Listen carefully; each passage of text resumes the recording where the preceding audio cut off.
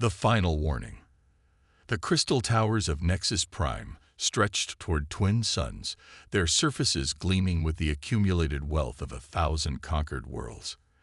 In the heart of the Corinthian capital, the Grand Assembly Hall buzzed with anticipation.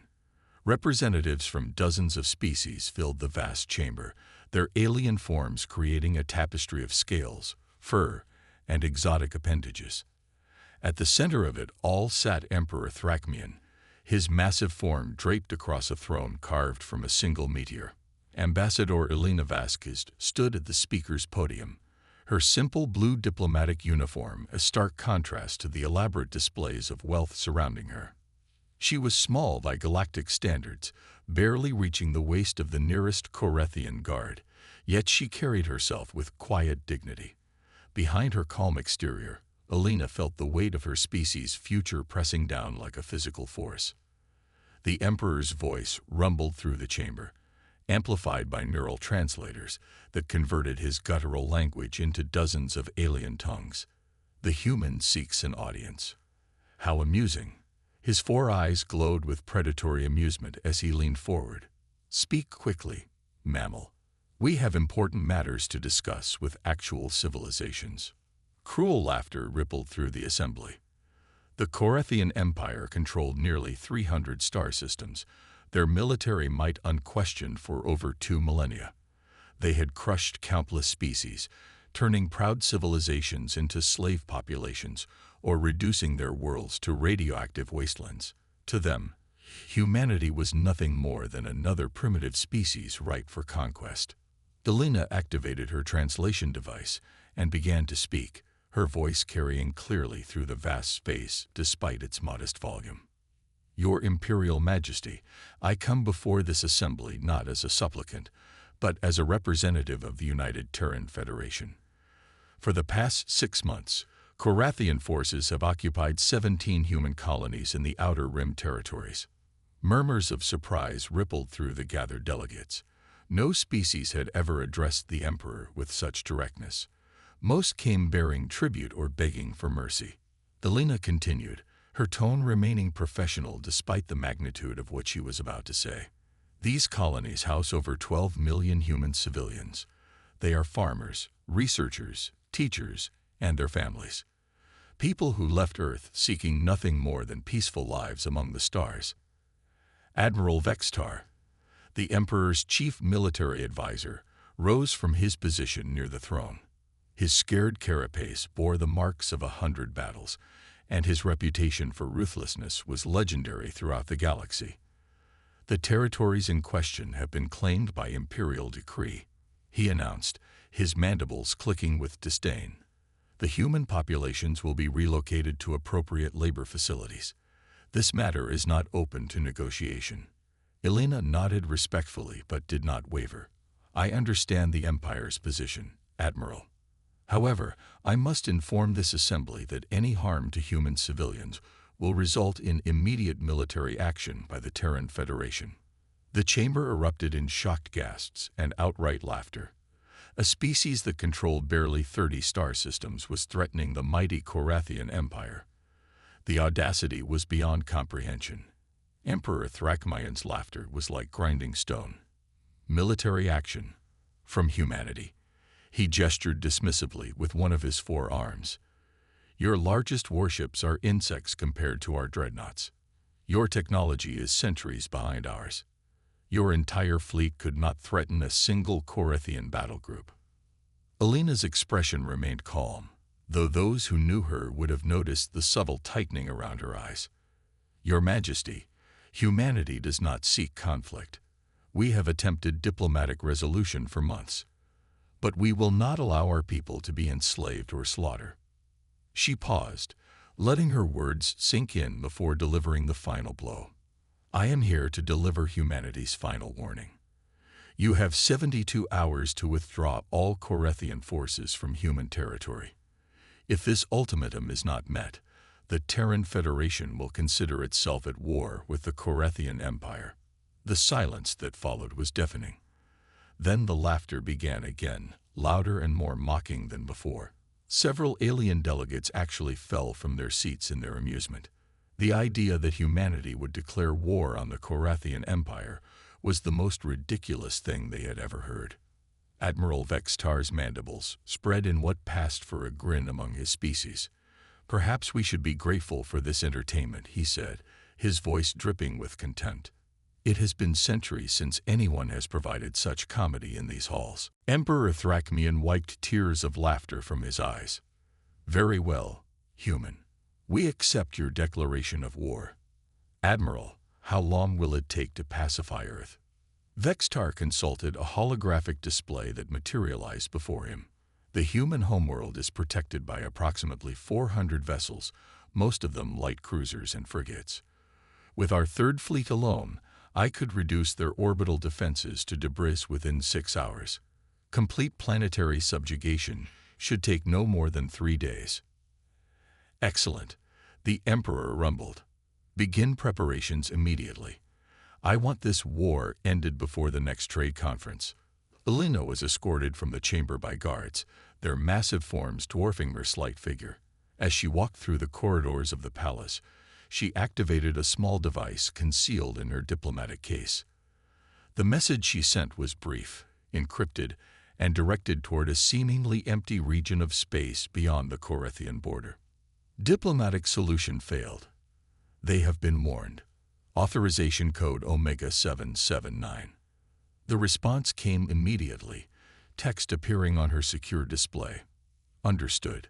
Ghost protocol activated. Estimated time to target, 96 hours. Elena allowed herself a small smile as she boarded her shuttle.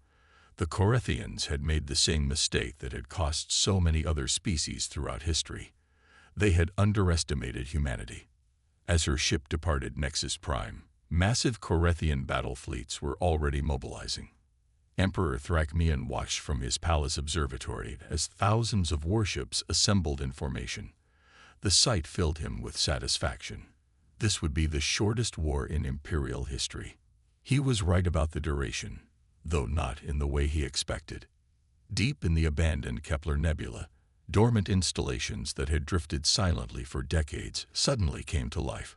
Solar collectors unfurled like metallic flowers, power cores that had slumbered for years began their startup sequences, and weapon systems that existed only in theoretical documents started their final calibrations.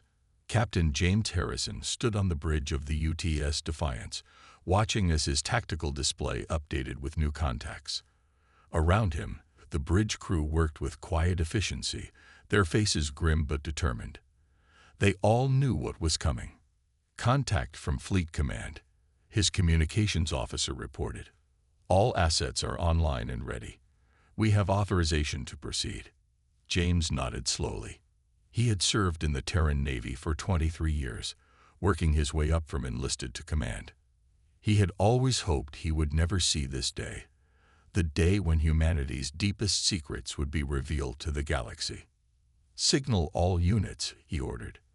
"Operation Nemesis is now active.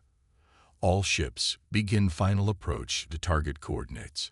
Across human space, hidden installations that had never appeared on any official records began to move.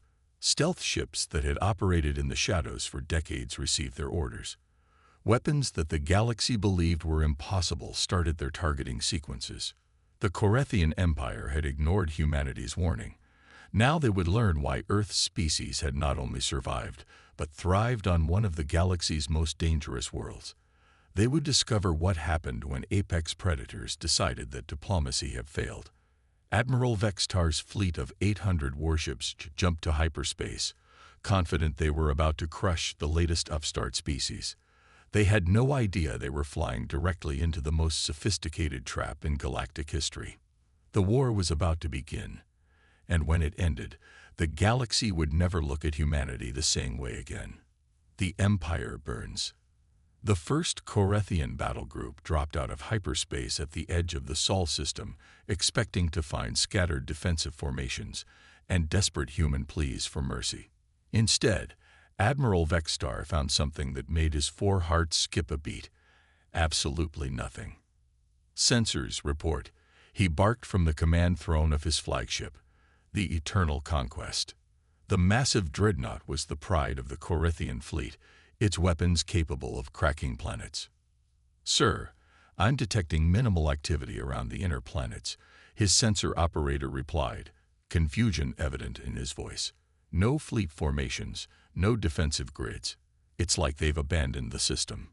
Vextar's mandibles clicked with satisfaction. Cowards. They fled rather than face Imperial might. He activated the fleet communication system. "All vessels, begin systematic bombardment of human installations. Start with their pathetic moon base." That was when the trap sprung. The space around the Corinthian fleet suddenly blazed with energy as hundreds of previously invisible ships decloaked simultaneously. But these weren't the crude human vessels the Admiral expected.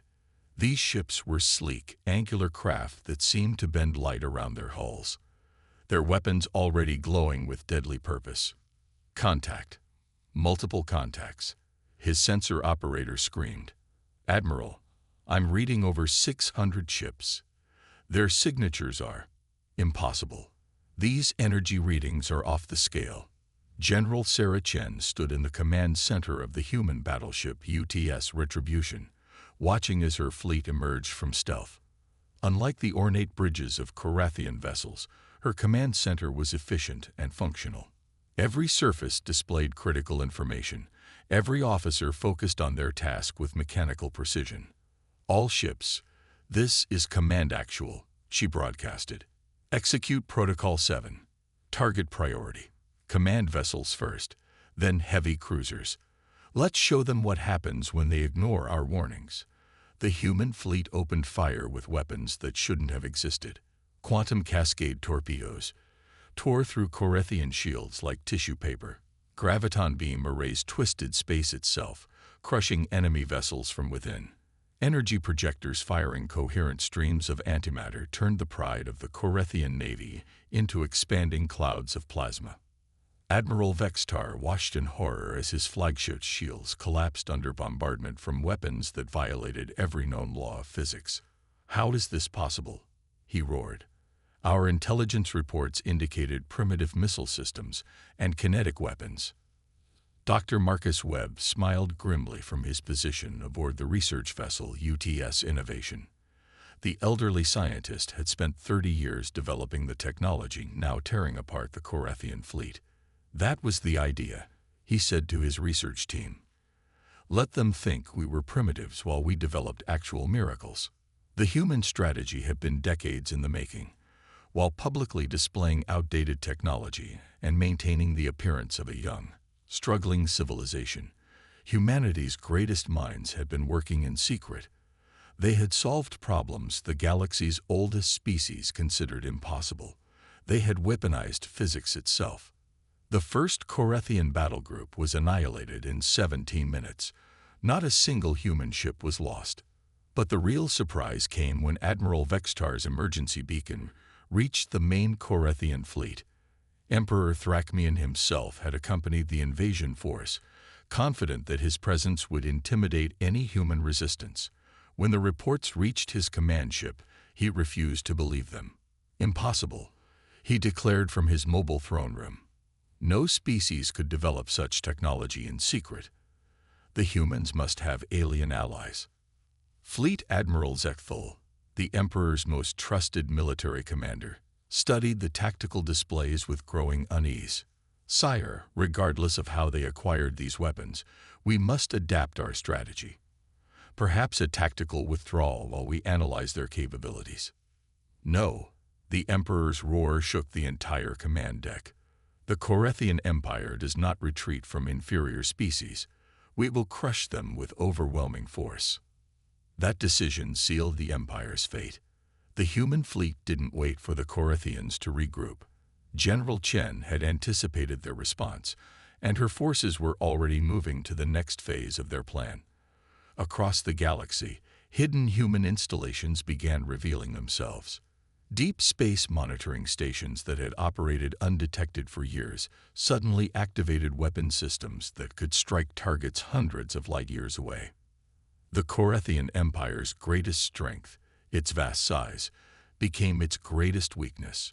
They had spread their forces across 300 star systems, confident that no enemy could threaten them across such distances.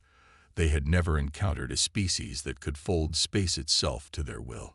President Maria Santos stood in the Oval Office on Earth, watching as real-time updates flowed in from across the galaxy.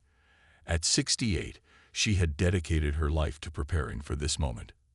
She had overseen the development of humanity's secret weapons, the construction of hidden bases, and the training of personnel who had operated in complete secrecy for decades. Madam President, her chief of staff reported, General Chen reports complete success in the Corethian home system. Their capital defense fleet has been neutralized. Maria nodded solemnly. There was no joy in this victory, only grim satisfaction. And civilian casualties. Minimal on both sides. Our precision strikes are targeting military assets only, as ordered. This had been another crucial element of humanity's strategy. While the Corethians were known for their brutal treatment of conquered populations, humans had deliberately chosen to minimize civilian casualties. They were not conquerors seeking empire, but defenders protecting their people. Within 48 hours, the Corethian Empire's military might was shattered. Their proud fleets drifted as expanding debris fields, their orbital fortresses reduced to metal clouds, their planet-cracking dreadnoughts nothing more than twisted wreckage. The speed and completeness of their defeat sent shockwaves throughout the galaxy. But the most shocking moment came when human forces reached Nexus Prime itself. Emperor Thrakmian, cowering in his palace's deepest bunker, expected the brutal execution that was standard practice in galactic warfare. Instead, he received a communication from President Santos herself. "Your Imperial Majesty," the human leader said, her voice calm and professional, "I am authorized to offer terms for your surrender." The Emperor's 4 eyes widened in disbelief. "Terms? You offer mercy to the Corethian Empire. Humanity does not wage war for conquest or revenge," President Santos replied. "We fight only to protect our people. Your military forces have been neutralized, but we have no desire to rule your worlds or enslave your populations." The terms were simple and devastatingly effective. The Corethian Empire would withdraw from all human territory, provide reparations for the conquered colonies, and agree to a non-aggression pact. In return, humanity would not occupy Corethian worlds or demand tribute. Throughout the galaxy, other species watched these developments with growing unease and respect. The hegemony of Sithis, longtime rivals of the Corethians, sent diplomatic overtures to humanity within hours. The Trade Federation of Outer Worlds immediately opened negotiations for economic partnerships. Even the mysterious Void Hunters, who had remained isolated for centuries, sent observers to human space. Ambassador Elena Vasquez found herself in demand as every major power in the galaxy suddenly wanted to establish diplomatic relations with humanity. The species that had been dismissed as primitives just days before was now recognized as the dominant military force in their sector of space. But perhaps the most important lesson learned was not about human military might, but about human character. In a galaxy where conquest meant enslavement and defeat meant extinction, humanity had shown something unprecedented: mercy in victory. 6 months later, at the rebuilt Grand Assembly Hall on Nexus Prime, former Emperor Thrakmian, now holding the lesser title of planetary governor, watched as Elena Vasquez addressed the galactic community. This time, every word she spoke was treated with the respect it deserved. "The Terran Federation wishes to make something perfectly clear to all civilizations," she said, her voice carrying to every corner of the chamber. "We do not seek to rule or dominate. We ask only for peaceful coexistence and mutual respect." She paused, making eye contact with delegates throughout the hall. "But let there be no misunderstanding. We delivered a warning once before that was ignored. The consequences were severe. Humanity's patience is vast, but it is not infinite. We will defend our people, our values, and our allies with every resource at our disposal." The chamber was silent except for the sound of dozens of species taking careful notes. They had learned their lesson well. When humanity spoke, the galaxy listened. In the months and years that followed, human technology began to transform galactic civilization. Medical advances extended lifespans across species lines. Engineering techniques made previously impossible projects routine. Scientific discoveries opened new frontiers of knowledge. But the galaxy would never forget the brief, devastating war that changed everything. They would remember that humanity had tried diplomacy first, had offered warnings instead of ultimatums, and had shown mercy to those who had shown them none. Most importantly, they would remember that sometimes the species that seems weakest, that asks for the least, that offers friendship to all, might just be the most dangerous opponent imaginable when pushed too far. The warning had been ignored once. It would never be ignored again.